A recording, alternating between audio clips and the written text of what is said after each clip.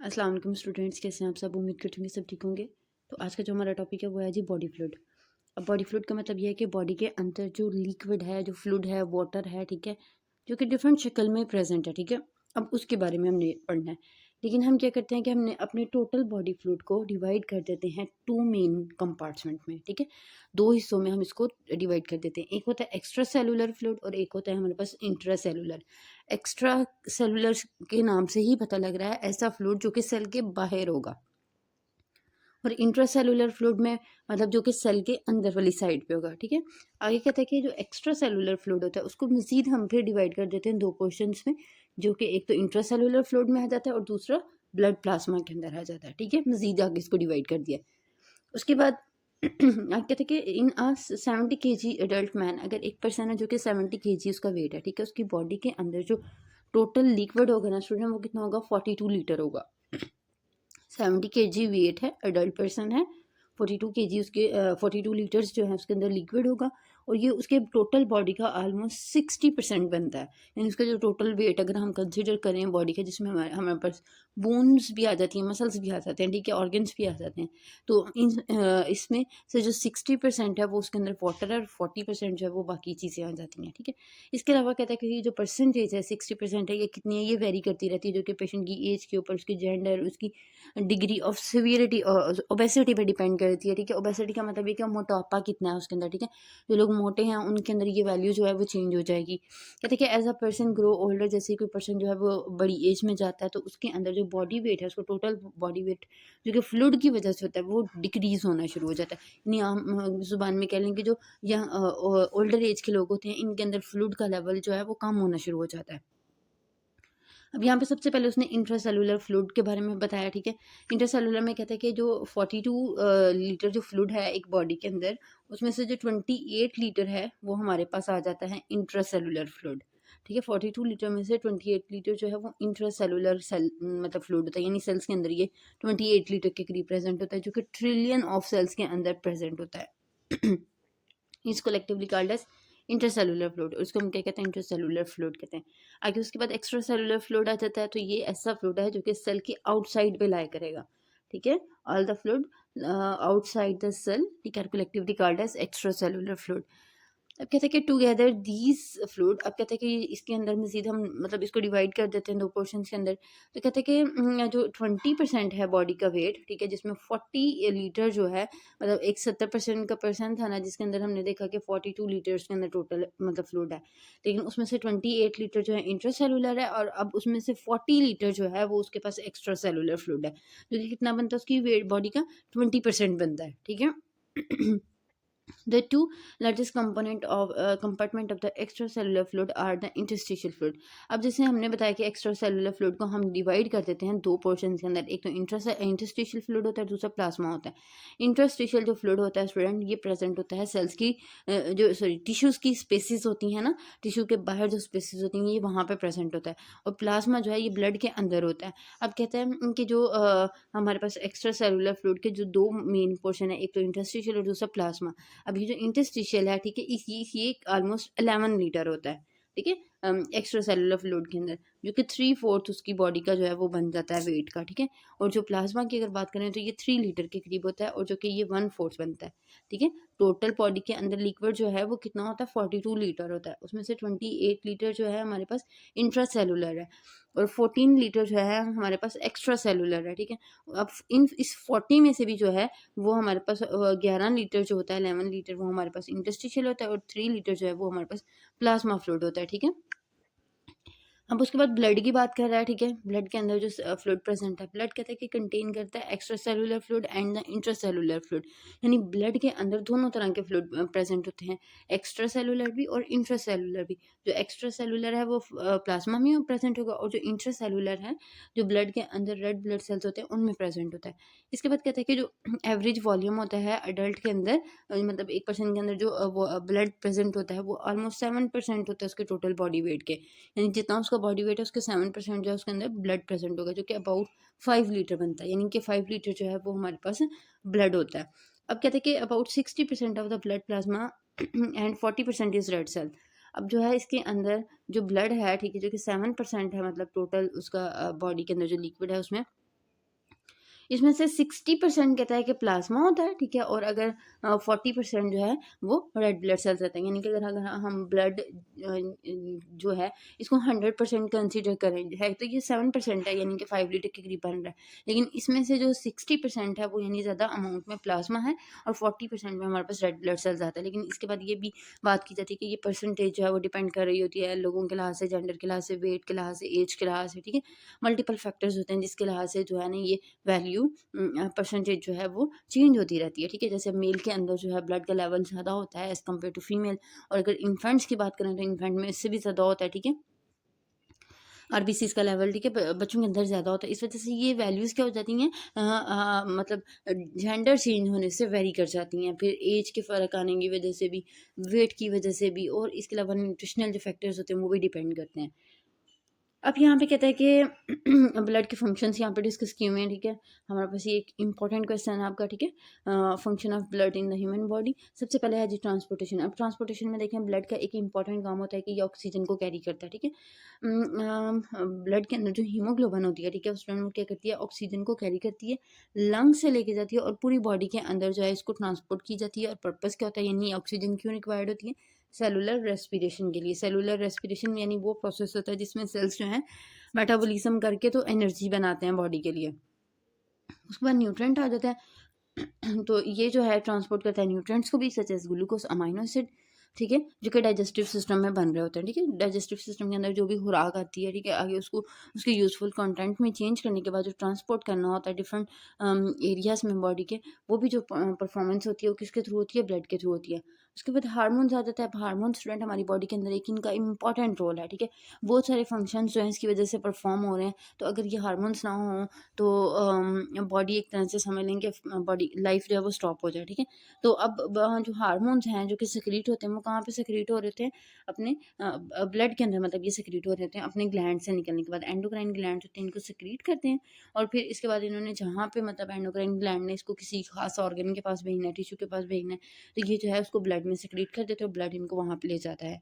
उसके बाद आ जाता है वेस्ट रिमूवल। वेस्ट रिमूवल में स्टूडेंट देखें जैसे अब बॉडी के अंदर ऑक्सीजन जो है वो हम लोग लेते हैं और कार्बन डाइऑक्साइड बाहर निकालते हैं, लेकिन कार्बन डाइऑक्साइड का आती कहाँ से है, कि जब बॉडी के जो सेल्स हैं जब रिएक्शंस करते हैं, मेटाबॉलिज्म में जाते हैं, तो कार्बन डाइऑक्साइड को as a waste product produce करते हैं। अब उसको निकालना है बाहर, उसके लिए भी जो है वो ब्लड का सेल ही रोल प्ले करेगा, कि ब्लड क्या करेगा, कार्बन डाइऑक्साइड को पकड़ेगा, लंग्स को दे देगा और लंग्स से ऑक्सीजन पकड़ के ले लेगा। तो इस तरीके से जो है जो कि एक वेस्ट के अंदर आता है, ठीक है। इसके अलावा जो यूरिया है, ठीक है, transporting them to the lungs and the kidney for elimination, ठीक है। तो कार्बन डाइऑक्साइड को लंग्स में भेज दिया जाता है और यूरिया को जो है वो किडनी में भेज दिया जाता है बॉडी से बाहर निकालने के लिए। अक्सर ये मतलब जो केमिकल रिएक्शन होते हैं, जो मेटाबॉलिज्म होता है, उनके रिजल्ट में ये वेस्ट प्रोडक्ट बनती है। नेक्स्ट है जी regulation of the pH. blood helps maintain a stable pH in the body tissue by absorbing and releasing hydrogen ion as needed।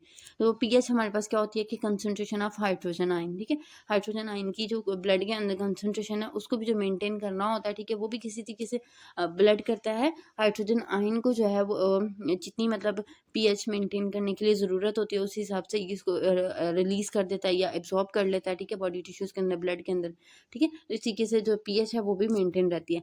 फिर इसके बाद इलेक्ट्रोलाइट बैलेंस आ जाता है, ठीक है, जैसे ब्लड कहते हैं कि रेगुलेट करता है the balance of ions like sodium, potassium, calcium and ensuring proper cell function and maintaining the osmotic balance, ठीक है। अब इलेक्ट्रोलाइट का मतलब ये कि बॉडी के अंदर स्टूडेंट जो मिनरल्स हैं लाइक सोडियम, पोटेशियम, कैल्शियम, ठीक है, इनका जो लेवल है ये भी मॉनिटर रहना या मेंटेन रहना मस्ट होता है, ठीक है। तो इसके लिए क्या होता है कि सेल्स जब ये मतलब लेवल मतलब मेंटेन रहेगा तो सेल्स क्या होते हैं, प्रॉपर फंक्शन करते हैं और बॉडी के अंदर ऑस्मोटिक बैलेंस जो है वो मेंटेन रहता है। ऑस्मोटिक बैलेंस का मतलब ये कि जो बॉडी के अंदर फ्लूइड का लेवल है वो मेंटेन रहता है, ठीक है। अगर ये मिनरल्स का लेवल ऊपर नीचे हो तो उसकी वजह से फ्लूइड के लेवल पर फर्क आएगा, ठीक है। उसके बाद आ जाता है जी temperature regulation.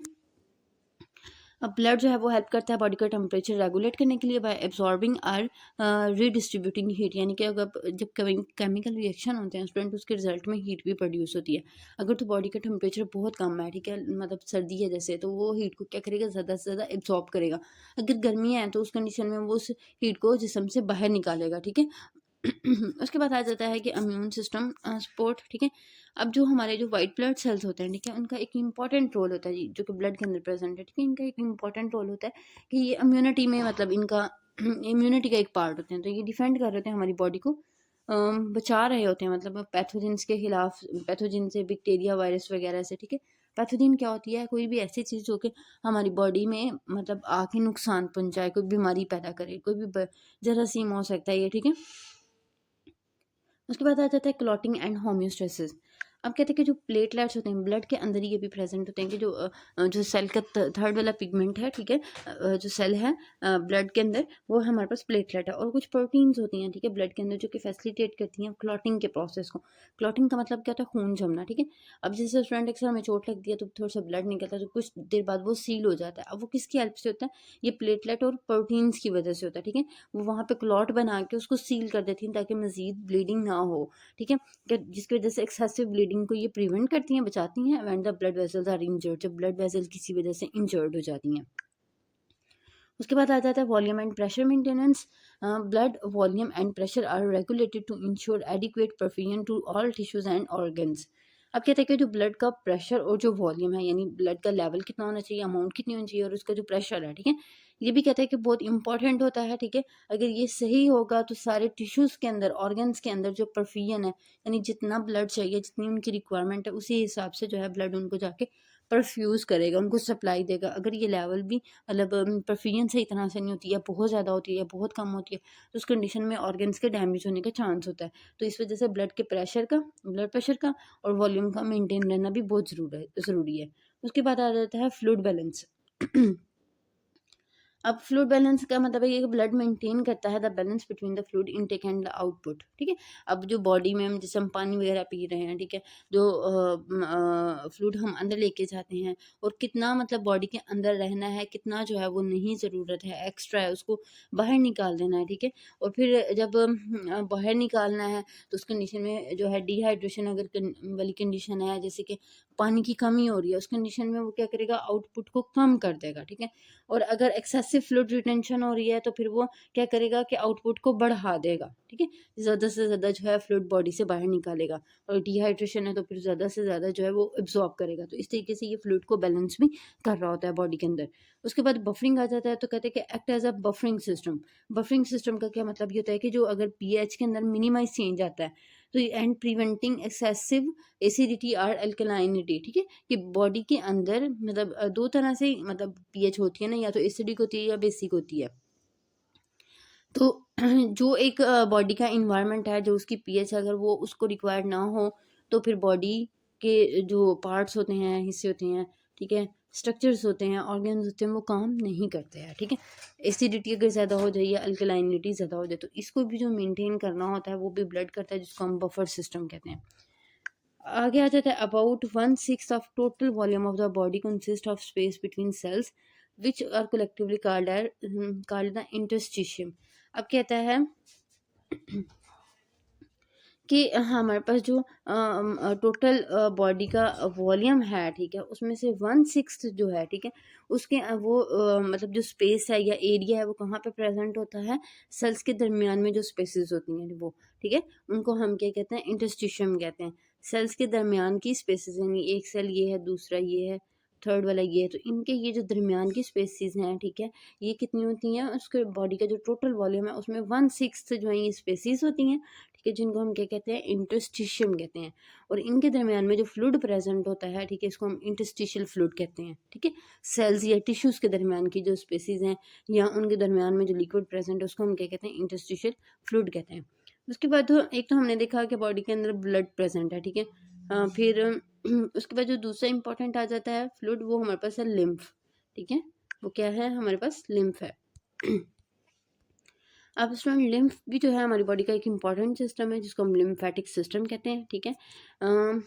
The lymphatic system represent an accessory route through which the fluid can flow from the interstitial spaces into the blood. अब हमने देखा था कि इंटरस्टिशियल स्पेसिस के दरम्यान में भी फ्लूइड होता है। जब वहाँ से फ्लूइड जो है मूव करके चला जाए ब्लड के अंदर, ठीक है, जो लिम्फ है ये कहाँ पे बेसिकली प्रेजेंट होता है? इंटरस्टिशियल फ्लूइड, जो इंटरस्टिशियल जो स्पेसिस होती हैं वहाँ पे होती हैं, और ये मूव करता है कहाँ पे? ब्लड के अंदर, ठीक है, ब्लड में चला जाता है। Most importantly lymphatics can carry protein and large particulate matter away from the tissue space, neither of which can be removed by absorption directly into the blood capillaries. अब स्टूडेंट जो सेल के अंदर अक्सर metabolism होता है ना, तो उसके रिजल्ट में कुछ चीज़ें ऐसी प्रोड्यूस्ड होती हैं जो कि सेल को नहीं चाहिए होती हैं।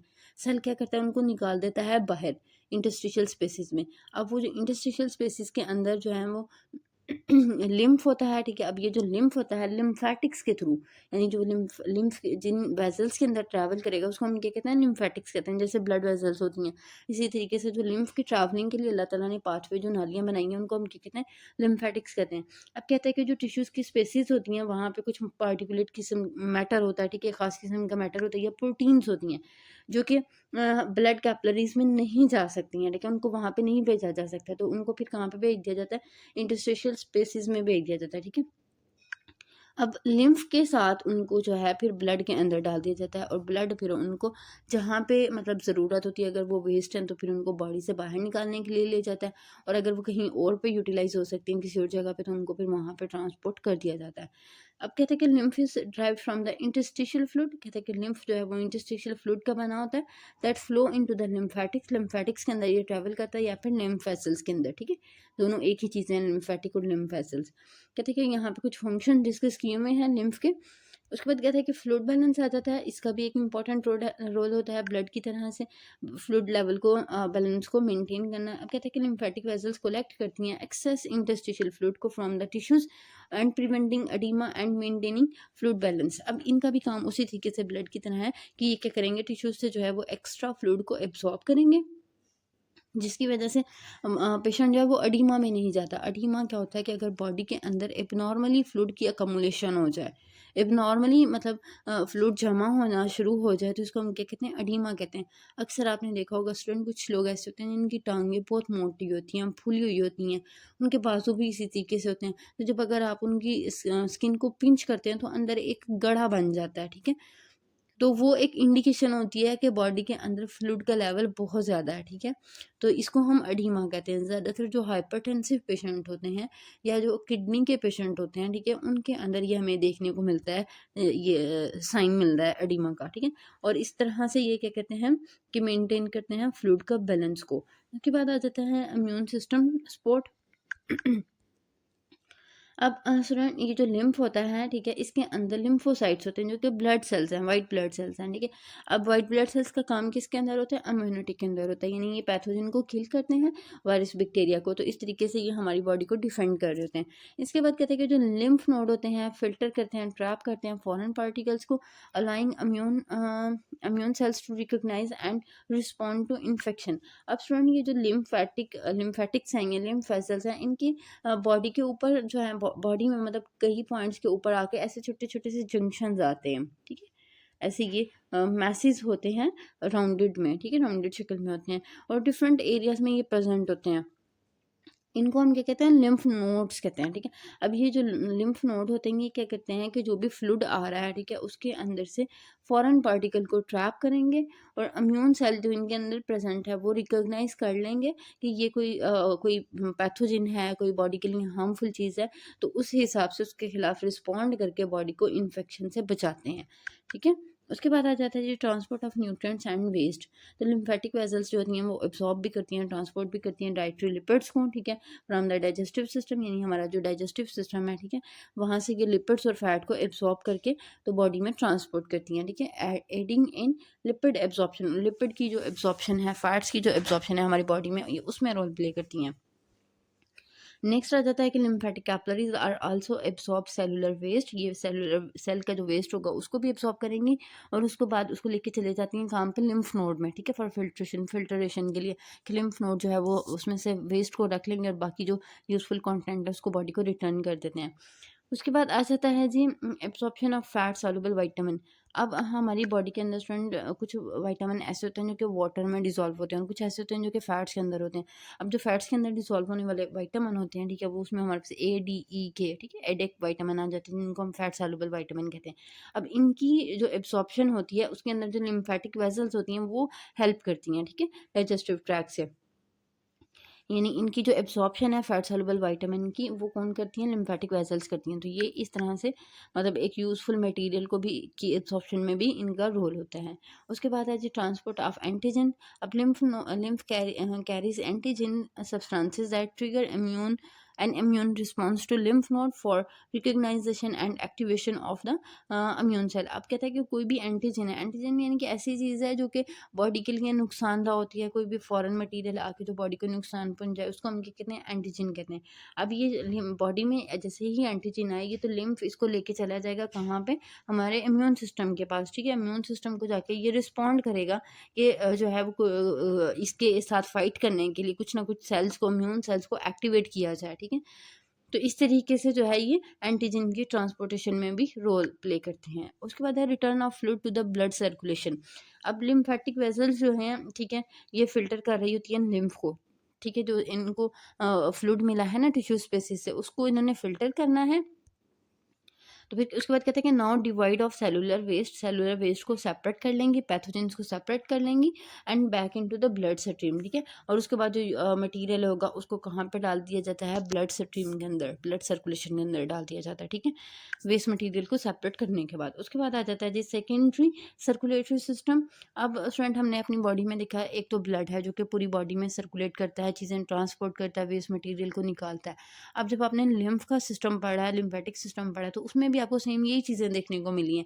इस वजह से हम लिम्फेटिक सिस्टम को हम अपनी बॉडी का सेकेंडरी सर्कुलेटरी सिस्टम भी कहते हैं, जो कि पैरेलल होता है to the blood circulatory system, यानी उससे मिलता जुलता होता है। And ensuring proper fluid dynamics, और इस तरीके से जो बॉडी के अंदर जो फ्लूइड का जो फ्लो है उसको भी ये मेंटेन कर रही होती हैं। उसके बाद आ जाता है जी कैंसर सर्विलियंस आ जाता है। अब कहते हैं कि जो लिम्फ नोड्स होते हैं वो एक इम्पॉर्टेंट होते हैं, ठीक है, in the monitoring of cancer cells, ठीक है।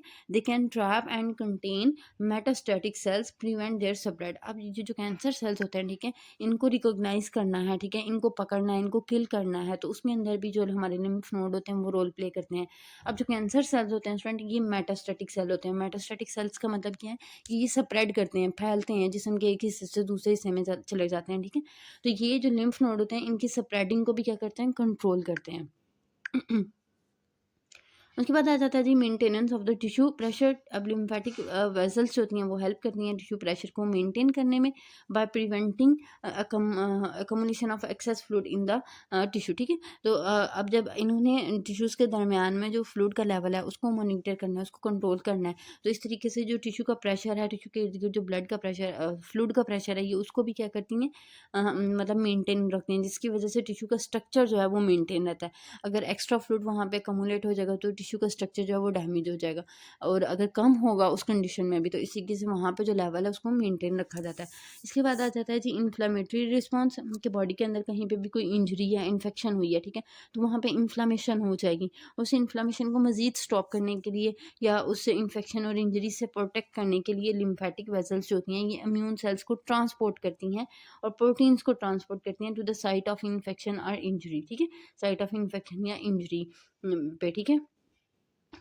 उसके बाद आ जाता है जी सेरिब्रल स्पाइनल फ्लूइड आ जाता है, सीएसएफ आ जाता है। अब सीएसएफ जो होता है, ठीक है, एक क्लियर कलरलेस फ्लूइड होता है। अब ये थर्ड वाला फ्लूइड है स्टूडेंट हमारी बॉडी के अंदर, ठीक है, जिसको हम क्या कहते हैं, सेरिब्रो स्पाइनल फ्लूइड। अब ये जो फ्लूइड है ये कहाँ पे प्रेजेंट होता है, ये एक तो क्लियर होता है, कलरलेस होता है, और ये प्रेजेंट होता है हमारे ब्रेन और स्पाइनल कॉर्ड में, ठीक है। यानी ब्रेन के हमें पता है कि ब्रेन जो है वो बिल्कुल एक झिल्ली की तरह है, ठीक है, एक सॉफ्ट सा मादा है, लेकिन अल्लाह ताला ने इसके इर्द गिर्द प्रोटेक्टिव फ्लूइड बनाया होता है जिसको हम सेरिब्रल स्पाइनल फ्लूइड कहते हैं।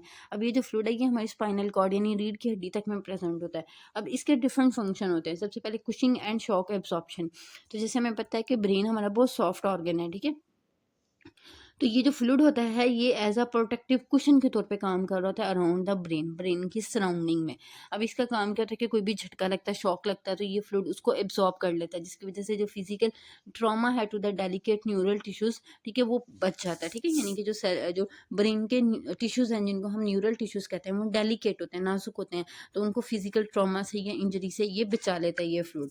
नेक्स्ट आ जाता है बोयंसी, बोयंसी स्टूडेंट एक मतलब कहते हैं किसी चीज़ का तैरना, ठीक है। अब ये जो फ्लूइड है, ठीक है, इसके अंदर हमारा ब्रेन जो है वो तैर रहा होता है, ठीक है। तो the buoyant nature of the CSF help the brain to float within the skull, skull के अंदर यानी खोपड़ी के अंदर जो है हमारा ब्रेन इस फ्लूइड के अंदर जो है वो तैर रहा होता है, फ्लोट कर रहा होता है, जिसकी वजह से रिड्यूसिंग इट्स इफेक्टिव वेट, इसका जो अपना वेट है फिर कम हो जाता है, minimising the damage from the sudden movement और इम्पैक्ट, कोई भी झटका लगता है, कोई भी चोट लगती है, हम गिर जाते हैं, ठीक है, तो उसमें जो है ये सडन जो डैमेज होता है ये उससे बचा लेता है। उसके बाद आ जाता है जी न्यूट्रिएंट ट्रांसपोर्ट, ठीक है। अब ये जो CSF है, अब ये जो CSF है स्टूडेंट, इसका काम क्या होता है कि हमारा जो ब्रेन है, ये स्पाइनल कॉर्ड है, इनको भी न्यूट्रिशन की ज़रूरत होती है। इनकी न्यूट्रिशन के लिए जो है ये ट्रांसपोर्ट करता है ग्लूकोज को और दूसरी एसेंशियल सब्सटेंसेस को, ठीक है। यानी कि ब्लड के लिए जो हमें इनको ब्लड को हमारे ब्रेन को सॉरी जो ग्लूकोज चाहिए एनर्जी के लिए या कोई दूसरी चीज़ चाहिए, तो उसकी भी जो ट्रांसपोर्ट होती है वो किसके थ्रू होती है, CSF के थ्रू होती है। उसके बाद कहता है जी वेस्ट रिमूवल। अब कहते हैं कि metabolic waste product are remove from the central nervous system by the CSF। अब CSF के थ्रू ही स्टूडेंट जो हमारे CNS के अंदर जो भी कोई मेटाबॉलिज्म होता है, मेटाबॉलिक वेस्ट बनता है, उसको जो रिमूव करना है वो भी CSF के थ्रू करना होता है, जो कि helping maintain a clean environment of the neural tissue. तो न्यूरल टिश्यू के अंदर जो क्लीन इन्वायरमेंट है जो कि मेंटेन रहना बहुत ज़रूरी है, तो उसमें भी ये हेल्प करता है। उसके बाद आ जाता है जी केमिकल स्टेबिलिटी। हम कहते हैं कि जो CSF है मेंटेन करता है एक stable chemical environment around the brain, brain के इर्द गिर्द जो है एक स्टेबल इन्वायरमेंट केमिकल यानी कितना होना चाहिए इस इन्वायरमेंट में, कितना नहीं होना चाहिए, ये वो भी मेंटेन करता है bye regulating the concentration of ions and the other substances, कि जो आयंस हैं या दूसरी सब्सटेंसेस हैं उनकी अमाउंट को, उनकी कंसंट्रेशन को कंट्रोल करके, क्योंकि अगर किसी भी चीज़ का लेवल बढ़ेगा या कम होगा तो वो एक प्रॉब्लमेटिक कंडीशन होती है और हमारा ब्रेन क्या होता है, सेंसिटिव होता है। इस वजह से इस सारे केमिकल इन्वायरमेंट को मेंटेन करने में भी जो है वो हमारा CSF एक रोल प्ले कर रहा होता है। उसके बाद आ जाता है जी टेम्परेचर रेगुलेशन। तो कहते हैं कि जो CSF है वो कंट्रीब्यूट करता है temperature regulation in the brain, ठीक है, बाय डिसिपेटिंग एक्सेस हीट, ठीक है। तो ये भी टेम्परेचर को किस तरीके से रेगुलेट करता है, एक्स्ट्रा हीट को डेसिपेट करके, ठीक है, खारिज करके, एक्स्ट्रा हीट को निकाल के वहाँ से तो टेम्परेचर को मेंटेन कर रहा होता है। उसके बाद आ जाता है जी प्रोटेक्शन अगेंस्ट इन्फेक्शन। अब हमारा ब्रेन जो है यहाँ पे भी पॉसिबिलिटी होती है इन्फेक्शन की, ठीक है। तो CSF जो होता है वो एक्ट एज अ बैरियर, ठीक है, बैरियर के एक रुकावट के तौर पे काम कर रहा होता है इन्फेक्शन से, ठीक है, prevent the entry of the certain harmful substances. तो कुछ जो हार्मफुल सब्सटेंसेज हैं ये उनको ब्रेन के एरिया में इंटर नहीं होने देता, ठीक है, पैथोजेंस को से बचाता है into the central nervous system, कि कोई भी जो है हार्मफुल सब्सटेंस है, पैथोजन है, वो हमारे ब्रेन में इंटर ना हो, तो ये वहाँ पे एज अ बैरियर के तौर पे काम कर रहा होता है, रुकावट के तौर पे काम कर रहा होता है। उसके बाद कम्युनिकेशन मीडियम आ जाता है, ठीक है। अब कहते हैं कि जो CSF है फैसिलिटेट करता है एक्सचेंज ऑफ केमिकल सिग्नल्स, ठीक है, and nutrient between the different part of the central nervous system. अब CNS जो हमारा ब्रेन है, ठीक है, इसके मल्टीपल पार्ट्स हैं, मल्टीपल रीजन्स होते हैं, ठीक है। तो उनके दरमियान में जो ट्रांसपोर्टेशन होती है सिग्नल्स की एक एरिया से दूसरे एरिया में, या न्यूट्रिशन की जो ट्रांसपोर्ट होती है वो भी कौन करता है, CSF करता है। उसके बाद आ जाता है जी डायग्नोस्टिक टूल। अब डायग्नोस्टिक टूल में जो CSF होता है स्टूडेंट, इसको बॉडी से बाजूकात निकाला जाता है बहुत सारी चीज़ों को आइडेंटिफाई करने के लिए, बहुत सारी बीमारियों का पता लगाने के लिए, ठीक है। तो हम जैसे जो आपने पढ़ा सुना होगा शायद लंबर पंक्चर के बारे में, जिसमें हम कमर से जो है वो इंजेक्शन के थ्रू एक फ्लूइड निकालते थे। अब वो जो फ्लूइड होता है स्टूडेंट ये CSF ही होता है, ठीक है। तो एज अ डायग्नोस्टिक टूल के तौर पे भी ये काम कर रहा होता है कि ये प्रोवाइड करता है valuable diagnostic information about various neurological condition and the diseases, कि हमारे ब्रेन की कंडीशन क्या जा रही है, ठीक है। उसके लिए जो है ये हमें इंफॉर्मेशन प्रोवाइड करता है, या किसी भी बीमारी का पता लगाना होता है तो उस कंडीशन में हम इसको जो है निकाल के तो एनालाइज कर सकते हैं। उसके बाद आ जाता है जी maintenance of the intracranial pressure. अब स्टूडेंट ब्रेन के अंदर का जो प्रेशर होता है, ठीक है, उसको हम क्या कहते हैं, इंट्राक्रेनियल प्रेशर। इस प्रेशर को भी मेंटेन करना क्या होता है, मस्ट होता है। अगर ये प्रेशर भी ज़्यादा हो जाए तो फिर ब्रेन जो के अंदर जो टिश्यूज हैं, सेल्स हैं, वो डैमेज हो सकते हैं। तो इंट्राक्रेनियल प्रेशर की जो मेंटेनेंस है वो भी वो भी कौन करता है, CSF करता है। अब ये रेगुलेट करता है, मेंटेन करता है pressure with in the school and preventing drastic changes in the intracranial pressure that could affect the brain function. तो कहता है कि ये जो है रेगुलेट कर रहा होता है स्कल के अंदर जो प्रेशर है उसको, ठीक है। अब इससे क्या होता है कि जो ड्रास्टिक चेंजेस यानी जो बुरी चेंजेस हैं जिसकी वजह से हमारा इंट्राक्रैनियल प्रेशर जो अफेक्ट हो सकता है और ब्रेन का फंक्शन अफेक्ट हो सकता है, उससे ये प्रिवेंट करता है, बचाता है, ठीक है। उसके बाद अब स्टूडेंट जो फोर्थ वाला फ्लूइड आ जाता है वो हमारे हमारे पास आ जाता है साइनोवियल फ्लूइड। अब ये वाला फ्लूइड स्टूडेंट वो फ्लूइड होता है जो कि हमारे जॉइंट्स के दरमियान में प्रेजेंट होता है।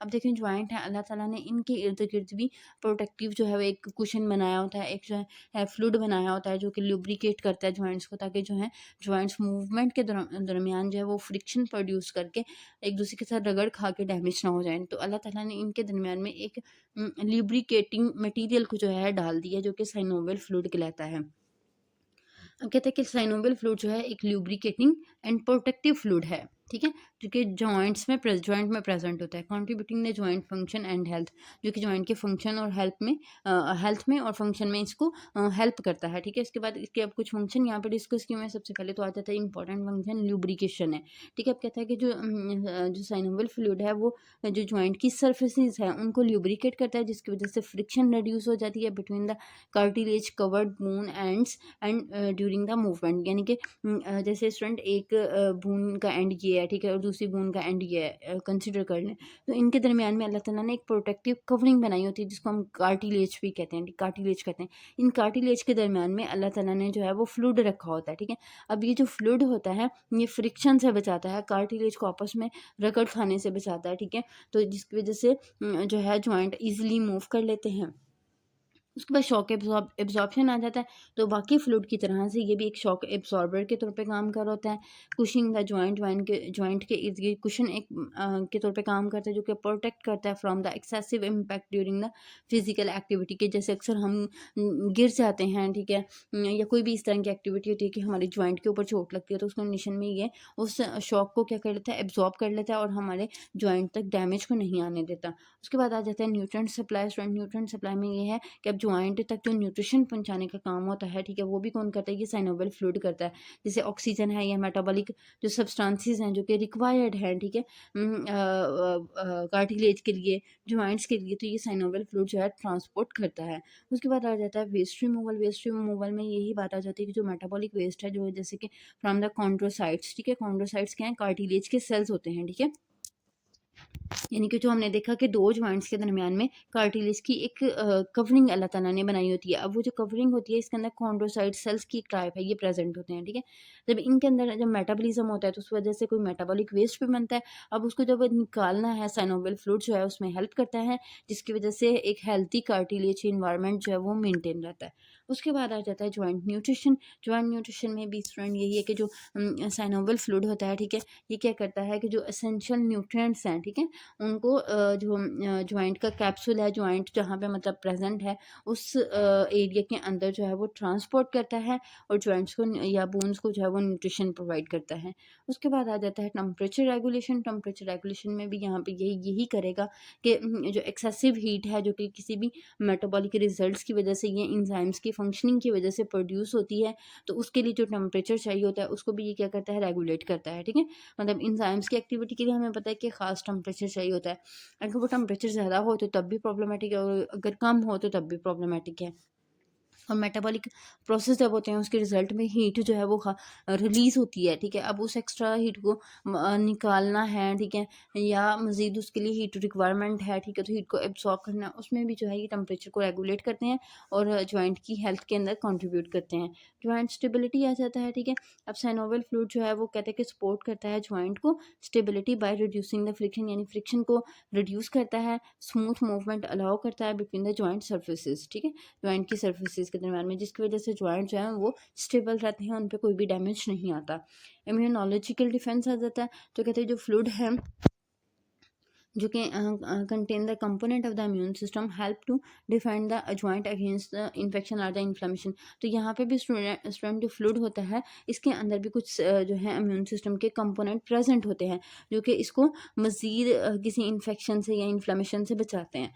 उसके बाद आ जाता है विस्कोसिटी मेंटेनेंस, ठीक है। विस्कोसिटी मेंटेनेंस में कहता है कि साइनोवियल जो फ्लूइड जो होता है वो मेंटेन करता है एन अप्रोप्रिएट विस्कोसिटी, ठीक है। विस्कोसिटी बोलते हैं स्टूडेंट किसी चीज़ का गाढ़ापन, यानी अब वो जो लिक्विड है उसका जो गाढ़ापन है, ठीक है, उसको भी मेंटेन रखा जाता है, जो कि ensuring that it can effectively perform its lubricating and shock absorbing function. अब ये इसकी विस्कोसिटी अगर मेंटेन रहेगी तो lubrication का काम भी अच्छे से परफॉर्म हो सकेगा और शॉक को एब्जॉर्ब करने का भी। तो विस्कोसिटी को भी मेंटेन जो है वो करना ज़रूरी होता है, अप्रोप्रिएट इसकी मेंटेनेंस ज़रूरी है, ठीक है, साइनोवियल फ्लूइड के लिए। उसके बाद है जी फैसिलिटेशन ऑफ द मूवमेंट। अब जब ये फ्रिक्शन को रिड्यूस करेगा, ठीक है, वही ऊपर वाली जो बात हमने पढ़ी है कि फ्रिक्शन रिड्यूस होगी तो साइनोवियल फ्लूइड जो है वो फैसिलिटेट करेगा स्मूथ और pain free movement of the joint, ठीक है, promoting overall joint flexibility and function, और जॉइंट की फ्लेक्सिबिलिटी बढ़ेगी और फंक्शन बेहतर होगा। अब स्टूडेंट जैसे ग्रोइंग एज हो जाती है, ओल्डर एज हो जाती है, तो उन जो बूढ़े लोग होते हैं उनके जॉइंट्स पेन करते हैं जब वो मूवमेंट करते हैं, ठीक है। अब रीज़न क्या होती है उसके पीछे की साइनोवियल फ्लूइड कार्टिलेजेस ख़त्म हो चुकी होती हैं, ठीक है। अब ये चीज़ें जो होती हैं वक़्त के साथ साथ, एज के साथ साथ होती हैं, ठीक है, तो उस वजह से वो आसानी से मूवमेंट परफॉर्म नहीं कर सकते। रीज़न क्या होती है कि ये फ्लूइड वगैरह जो है वो ख़त्म हो चुका होता है। अब कहते हैं the function of synovial fluid are essential for maintaining health and functional joints, ठीक है, कि जॉइंट्स की जो है वो उनके फंक्शन, उनके हेल्थ को मेंटेन करने में साइनोवियल फ्लूइड का एक इम्पॉर्टेंट रोल होता है। अब उसके बाद आ जाता है फिफ्थ वाला, डाइजेस्टिव फ्लूइड आ जाता है, ठीक है, यानी कि ऐसे फ्लूइड जो कि हमारे जो है हमारे जीआईटी ट्रैक के अंदर प्रेजेंट होंगे। अब इसमें जो ये कह रहा है, अब यहाँ पे ये कह रहा है कि जो डाइजेशन का प्रोसेस होता है स्टूडेंट, इसके अंदर वेरियस फ्लूइड और सिक्रीशंस जो हैं वो इन्वॉल्व होती हैं, ठीक है, जो कि हमारे जीआईटी ट्रैक के अंदर सिक्रीट होती हैं। अब let's explore the detailed function of the key digestive fluid, ठीक है। अब यहाँ पे हम इनके बारे में देखेंगे। सबसे पहले स्लाइवा आ जाता है, ठीक है, स्लाइवा जिसको ये स्लाइवरी ग्लैंड से प्रोड्यूस होता है, स्लाइवा जो कि स्टूडेंट हमारे ओरल कैविटी में प्रोड्यूस होता है, जिसको हम आम जुबान में लाब कहते हैं, ठीक है। अब इसका फंक्शन क्या होता है, अब ये प्रोड्यूस कहाँ से होता है, स्लाइवरी ग्लैंड से प्रोड्यूस होता है। ये कहाँ पर प्रेजेंट होते हैं, हमारे ओरल कैविटी के अंदर ये ग्लैंड प्रोड्यूस कर होते हैं और जो कि लाब को सिक्रीट करते हैं, प्रोड्यूस करते हैं।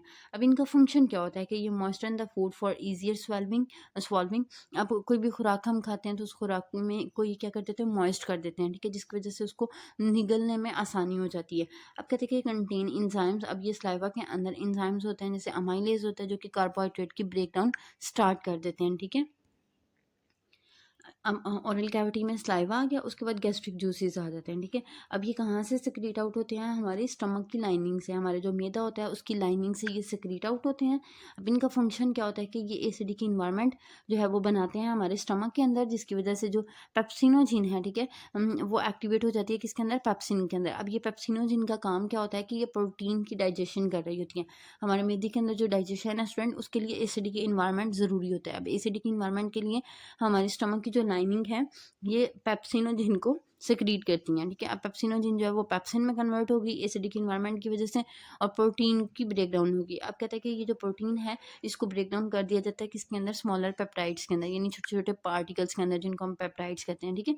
उसके बाद पिंक्रियाटिक जूस आ जाता है, ठीक है, पिंक्रियाटिक जूस है ये पिंक्रियास से सिक्रीट होता है, ठीक है। इसका काम क्या होता है, ये बेसिकली स्मॉल इंटेस्टाइन में आएगा, ठीक है। अब इसका काम क्या होता है कि ये न्यूट्रलाइज कर देता है acidic chyme from the stomach in the small intestine. अब ये स्टूडेंट जो फूड स्टमक में डाइजेस्ट हुई है और उसके बाद उसने स्मॉल इंटेस्टाइन में आना है, ठीक है, इसको हम क्या कहते हैं, काइम कहते हैं। अब ये एसिडिक होती है क्योंकि स्टमक के अंदर एसिडिक इन्वायरमेंट होता है। अब जो स्मॉल इंटेस्टाइन है वहाँ पे एसिडिक इन्वायरमेंट नहीं चाहिए होता, ठीक है, तो ये जो पेंक्रियाटिक जूस है ये इसको क्या करेगा, न्यूट्रलाइज कर देगा, यानी इसकी एसिडिटी को ख़त्म कर देगा, जो कि स्टमक से आई है इनटू द स्मॉल इंटेस्टाइन। उसके बाद कहता है कि अब स्मॉल इंटेस्टाइन के अंदर जो इंजाइम्स होंगे, जैसे लाइपेज है, ठीक है, प्रोटीएज है, अमाइलेज है, जो कि इसी जूस के अंदर प्रेजेंट होते हैं, ठीक है। अब ये डाइजेशन करेंगे फैट्स की, प्रोटीन्स की और कार्बोहाइड्रेट्स की, ठीक है। तो उसके बाद आ जाता है हमारे पास बाइल आ जाता है। अब ये जो बाइल है ये भी स्मॉल इंटेस्टाइन में इसको सिक्रीट किया जाता है। लीवर जो है इसको सिक्रीट करता है, ठीक है, और इसको स्टोर किया जाता है गाल ब्लैडर के अंदर, यानी हमारे पित्ते के अंदर जो इसको स्टोर किया जाता है। उसके बाद कहते हैं कि अब इसका फंक्शन क्या होता है बाइल का, ठीक है। अब ये ग्रीन कलर का स्टूडेंट एक लिक्विड होता है, ठीक है। अब इसका काम क्या होता है कि इमल्सीफाई करता है फैट को। इमल्सीफाइंग का मतलब क्या होता है कि जो स्टूडेंट फैट्स के बड़े बड़े मॉलिक्यूल होते हैं, बॉडी को इनको डाइजेस्ट करना मुश्किल होता है, तो हमारी बॉडी इनको क्या करती है, पहले इमल्सीफाई करती है बाइल के थ्रू, यानी बाइल आके इनको बड़े बड़े पार्टिकल से छोटे छोटे पार्टिकल में चेंज करता है, ठीक है, breaking them into smaller droplet, ठीक है। उसके बाद जो फिर है हमारा जो लाइपेज इंजाइम है जो कि पिंक्रियाटिक जूस के अंदर प्रेजेंट है, वो आके इसकी डाइजेशन को कंप्लीट करेंगे, ठीक है। उसके बाद कहते हैं कि facilitate the absorption of the fat soluble vitamin. Vitamin. फिर इसके अलावा जो बाइल है इसका एक इंपॉर्टेंट काम क्या है कि जो फैट सॉल्युबल विटामिन होते हैं ADE के, जिसके बारे में आपने पहले भी पढ़ा था, उनकी एब्जॉर्प्शन में भी ये हेल्प करता है। उसके बाद आ जाता है इंटेस्टाइनल सेक्रेशन आ जाता है। अब यानी जो हमारे स्मॉल इंटेस्टाइन है, ठीक है, और लार्ज इंटेस्टाइन है, उनके अंदर भी कुछ सेक्रेशंस होती हैं, ठीक है, जो कि स्मॉल इंटेस्टाइन की जो लाइनिंग है, ठीक है, ये कर रही होती है, ठीक है, cells lining the small intestine, ठीक है। अब ये कुछ सेक्रेशंस करेंगी, ये प्रोड्यूस करती हैं एंजाइम्स को, ब्रश बॉर्डर एंजाइम इनको कहते हैं हम, ठीक है, for the final stage of the nutrient digestion. यानी कि यहाँ पे अब फाइनल स्टेज होती है डाइजेशन की। तो ये जो एंजाइम्स होते हैं जिनको हम ब्रश बॉर्डर एंजाइम्स कहते हैं, ठीक है, जो कि कहाँ से आते हैं, इंटेस्टाइनल सेक्रेशन से आते हैं, ठीक है। ये अब खुराक को फाइनली डाइजेस्ट कर देती हैं। अब ये रिलीज करती हैं म्यूकस को for lubrication and protection of the intestinal lining. अब ये जो इंटेस्टाइन्स की जो वॉल्स हैं, लाइनिंग है, ठीक है, उसको प्रोटेक्ट करने के लिए ये म्यूकस को भी सिक्रीट करेंगी, जिसकी वजह से ल्यूब्रिकेशन भी होगी और प्रोटेक्शन भी होगी। अब म्यूकस आ जाता है, ठीक है, म्यूकस रेस्टोरेंट हमारे इंटेस्टाइन्स के अंदर ही गॉबलेट सेल्स होते हैं जो कि इसको प्रोड्यूस करते हैं।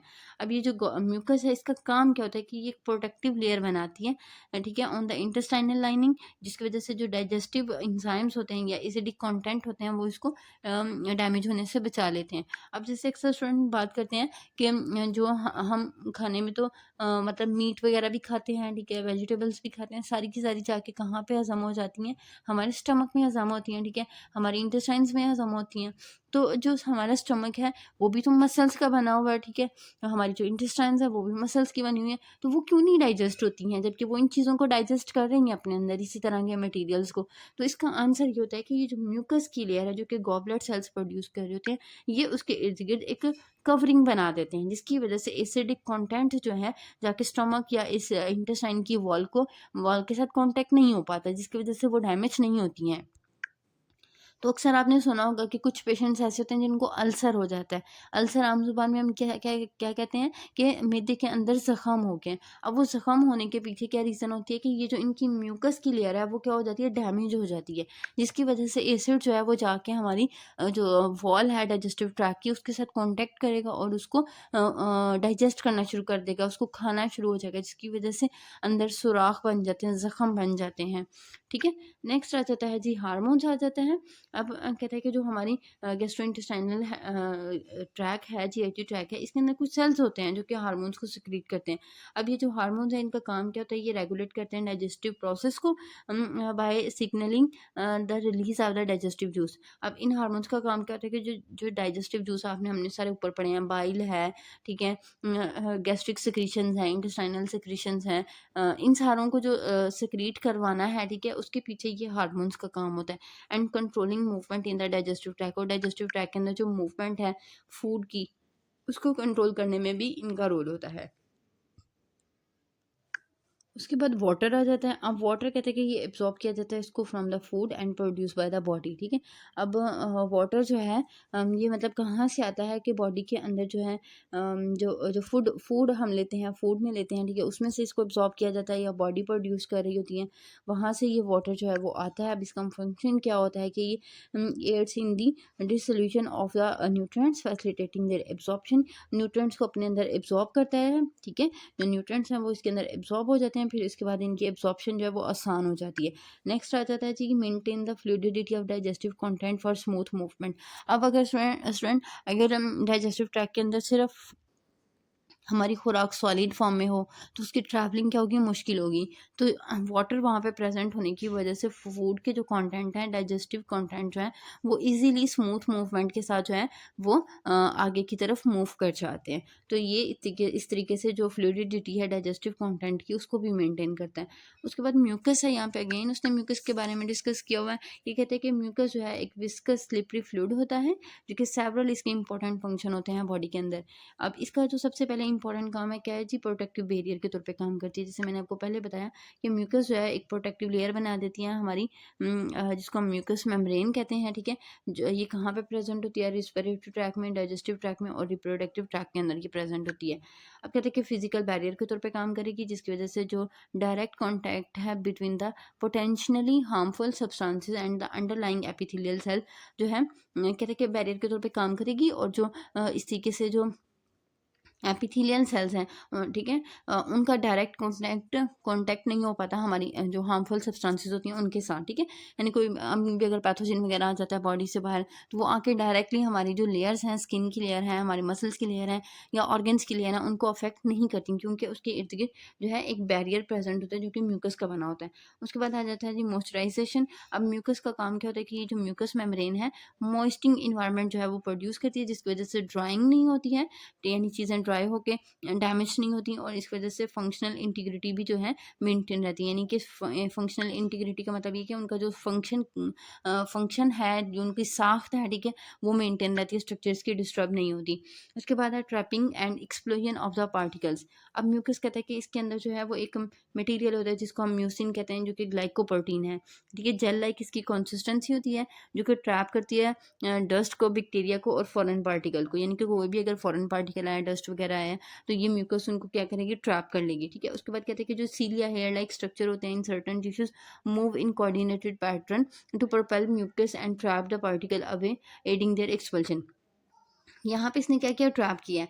अब ये जो स्टूडेंट टिश्यूज होते हैं ना, इनके ऊपर सीलिया प्रेजेंट होते हैं। सीलिया क्या होते हैं, हेयर लाइक स्ट्रक्चर होते हैं जो कि फ्रीली फ्लॉट कर रहे होते हैं, ठीक है, यानी आगे पीछे जो है ना मूव कर रहे होते हैं, जैसे ये इस तरीके से, ये मतलब एक टिश्यू के ऊपर ये प्रेजेंट होंगे, ठीक है। अब ये जो थ्रेड लाइक स्ट्रक्चर हैं, ये क्या कर रहे होते हैं, इनको सीलिया कहते हैं, हेयर लाइक होते हैं, ये फ्रीली मूव कर रहे होते हैं। तो इनके ऊपर कोई भी चीज़ आती है तो ये जब मूव करते हैं तो इसको इन सब्सटेंसेस को आगे पीछे जो है ये मूवमेंट दे रही होती है।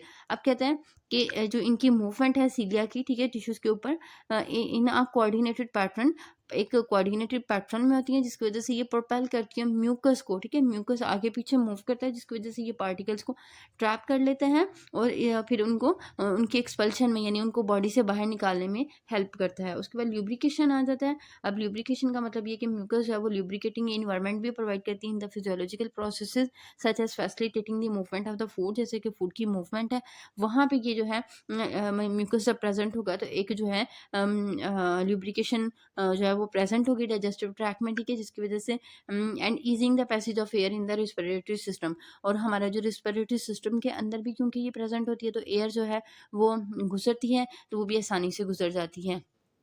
अब स्टूडेंट देखें कि एयर जहाँ से गुजरती है वो उस इन्वायरमेंट को क्या कर देती है, ड्राई कर देती है। अब जब हम सांस लेते हैं, एयर जाती है, तो एयर हमारी सांस की नालियों को ड्राई कर सकती है, जिसकी वजह से वो डैमेज हो सकती हैं। अब इस वजह से अल्लाह ताला ने जो है वहाँ पे म्यूकस की लेयर बनाई होती है, जो कि उसको ड्राई नहीं होने देती, उनको प्रोटेक्ट करती हैं, और कोई भी डायरेक्ट जो बाहर से मटीरियल आ रहा है उसका जो है हमारी लेयर्स के साथ कॉन्टेक्ट नहीं हो पाता, ठीक है। उसके बाद है जी डाइजेस्टिव फंक्शन आ जाता है, सिस्टम फंक्शन। अब यहाँ पे कहते हैं कि डाइजेस्टिव ट्रैक जो है, म्यूकस जो है वहाँ पे क्या करती है, प्रोटेक्ट करती है हमारे स्टमक की लाइनिंग को from the acidic environment and the digestive enzyme. के फूड जो हमारे स्टमक के अंदर जो एसिडिक इन्वायरमेंट है, ठीक है, वो जाके हमारे स्टमक की जो लाइनिंग है, जो लेयर्स हैं, उनको अफेक्ट नहीं करता, एंजाइम से बचाता है, जिसकी वजह से जो है डाइजेस्टिव ट्रैक जो है वो प्रोटेक्ट रहती है। नेक्स्ट कह रहा है कि it facilitate the smooth movement of the food and protect the intestinal lining. इसके अलावा फूड की मूवमेंट में भी ये फैसिलिटेट करता है और इंटेस्टाइनल लाइनिंग को भी प्रोटेक्ट कर रहा होता है। उसके बाद आ जाता है रिप्रोडक्टिव फंक्शन में। रिप्रोडक्टिव फंक्शन में कहते हैं कि जो फीमेल रिप्रोडक्टिव सिस्टम होता है उसके अंदर जो सर्वाइकल म्यूकस होता है वो undergoes changes during the menstrual cycle to create the hospital environment for the sperm transport. तो रिप्रोडक्शन के प्रोसेस के अंदर भी जो है ये क्या करता है कि एक स्मूथ इन्वायरमेंट प्रोड्यूस करता है, ठीक है, ताकि जो है सेल्स फर्टिलाइज हो सकें। उसके बाद आ जाता है जी इम्यून डिफेंस आ जाता है। अब म्यूकस कहता है कि इसके अंदर एंटीबॉडीज़ होती हैं, इंजाइम्स होते हैं और कुछ अदर इम्यून सेल्स के कंपोनेंट होते हैं, जो कि बॉडी को किसी भी इन्फेक्शन से जो है वो बचा रहे होते हैं। बचाते हैं किस तरीके से, पैथोजन को ट्रैप करके या फिर उसको न्यूट्रलाइज करके। तो इसमें भी जो है वो म्यूकस का रोल होता है, एंटीबॉडीज़ और इंजाइम्स और दूसरे सेल्स प्रेजेंट होने की वजह से। उसके बाद आ जाता है वाउंड हीलिंग। वाउंड हीलिंग का मतलब ये कि जख्म का ठीक हो जाना। म्यूकस का भी इसमें भी रोल होता है। ये म्यूकस कैसे वाउंड को हील करता है कि ये एक प्रोटेक्टिव इन्वायरमेंट क्रिएट करेगा, जिसकी वजह से टिश्यूज जो हैं वो जो डैमेज टिश्यू हैं वो रिपेयरिंग की तरफ जाते हैं, ठीक है। मतलब उस एरिया को थोड़ा सा मॉइस्चर रखता है। इसके अंदर एंटीबॉडीज़ होती हैं जो कि उससे कोई भी वहाँ पर पैथोजन वगैरह तो उसको किल कर देंगी, और जो है वो जख्म जो है वो हील होने की तरफ जाता है। उसके बाद आ जाता है जी रिस्पिरेटरी सिस्टम डिफेंस। तो जैसे मैंने आपको पहले बताया कि ये रेस्पिरेटरी ट्रैक के अंदर म्यूकस की लेयर होती है, तो ये क्या करती हैं कि ये इनहेल्ड जो पार्टिकल्स होते हैं, यानी जिनको हम सांस के थ्रू अंदर लेके गए हैं, माइक्रोब्स होते हैं या फिर कोई भी इरिटेंट होते हैं जो कि हमारी रेस्पिरेटरी ट्रैक के लिए यूज़फुल नहीं होते, तो उनको जो है वो डीप टिश्यूज़ तक जाने से ये प्रिवेंट करती है। उसके बाद पीएच रेगुलेशन आ जाता है, तो म्यूकस जो है वो पीएच की भी रेगुलेशन करती है, ठीक है, म्यूकस मेम्ब्रेन्स के थ्रू, ठीक है, जो कि कंट्रीब्यूट करती है to a optimal physiological balance, कि एक फिजियोलॉजिकल जो बैलेंस है, इन्वायरमेंट है, वो मेंटेन रहे और सारे फंक्शंस जो हैं वो बॉडी के अच्छे से परफॉर्म हो जाए, तो इसी के से ये पीएच को भी मेंटेन करती हैं। तो ये था स्टूडेंट आज का हमारा टॉपिक, इसको अच्छे से पढ़िएगा, इंपॉर्टेंट टॉपिक है, अपनी दुआओं में याद रखिएगा। चैनल को लाइक कर दें, शेयर करें और सब्सक्राइब करें। आपकी सपोर्ट की बहुत ज़्यादा ज़रूरत है, ज़्यादा से ज़्यादा इस चैनल को शेयर करें। अल्लाह हाफ़िज़, अपनी दुआओं में याद रखिएगा। अल्लाह हाफ़िज़।